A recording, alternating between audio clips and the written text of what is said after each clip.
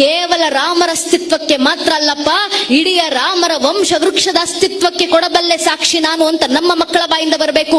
ರಾಮರ ದಯೆಯಿಂದ ನಮ್ಮ ಮಕ್ಕಳು ಹೇಳಬೇಕು. ಮೊದಲಿಗೆ ಬಂದದ್ದು ಶ್ರೀಹರಿ, ಶ್ರೀಹರಿಯ ಮಗ ಬ್ರಹ್ಮ, ಬ್ರಹ್ಮನ ಮಗ ಮರೀಚಿ, ಮರೀಚಿ ಮಗ ಕಶ್ಯಪ, ಕಶ್ಯಪನ ಮಗ ಸೂರ್ಯ, ಸೂರ್ಯನ ಮಗ ಮನು, ಮನುವಿನ ಮಗ ಇಕ್ಷ್ವಾಕು, ಇಕ್ಷ್ವಾಕುವಿನ ಮಗ ಕುಕ್ಷಿ, ಕುಕ್ಷಿಯ ಮಗ ವಿಕುಕ್ಷಿ, ವಿಕುಕ್ಷಿಯ ಮಗ ಬಾಣ, ಬಾಣನ ಮಗ ಅನರಾರಣ್ಯ, ಅನರಾರಣ್ಯನ ಮಗ ಭೃದು, ಭೃದುವಿನ ಮಗ ತ್ರಿಶಂಕು, ತ್ರಿಶಂಕುವಿನ ಮಗ ದುಂಡುಮಾರ, ದುಂಡುಮಾರನ ಮಗ ಮಾಂಧಾತ, ಮಾಂಧಾತನ ಮಗ ಸುಸಂಧಿ, ಸುಸಂಧಿಯ ಮಗ ಧ್ರುವಸಂಧಿ, ಧ್ರುವಸಂಧಿಯ ಮಗ ಭರತ, ಭರತನ ಮಗ ಅಶೀತ, ಅಶೀತನ ಮಗ ಸಗರ, ಸಗರನ ಮಗ ಅಸಮಂಜಸ, ಅಸಮಂಜಸನ ಮಗ ಅಂಶುಮಂತ, ಅಂಶುಮಂತನ ಮಗ ದಿಲೀಪ, ದಿಲೀಪನ ಮಗ ಭಗೀರಥ, ಭಗೀರಥನ ಮಗ ಕುಕುತ್ಸು, ಕುಕುತ್ಸುವಿನ ಮಗ ರಘು, ರಘುವಿನ ಮಗ ಪ್ರಬರ್ಧ, ಪ್ರಬರ್ಧನ ಮಗ ಶಶಂಕು, ಶಶಂಕುವಿನ ಮಗ ಸುದರ್ಶನ, ಸುದರ್ಶನ ಮಗ ಅಗ್ನಿವರ್ಣ, ಅಗ್ನಿವರ್ಣನ ಮಗ ಶೀಘ್ರವೇದ, ಶೀಘ್ರವೇದನ ಮಗ ಮರು, ಮರುವಿನ ಮಗ ಪ್ರಶಿಷಕ, ಪ್ರಶಿಷಕನ ಮಗ ಅಂಬರೀಷ, ಅಂಬರೀಷನ ಮಗ ನಘೂಷ, ನಘೂಷನ ಮಗ ಯಾತಿ, ಯಾತಿಯ ಮಗ ನಾಭಾಗ,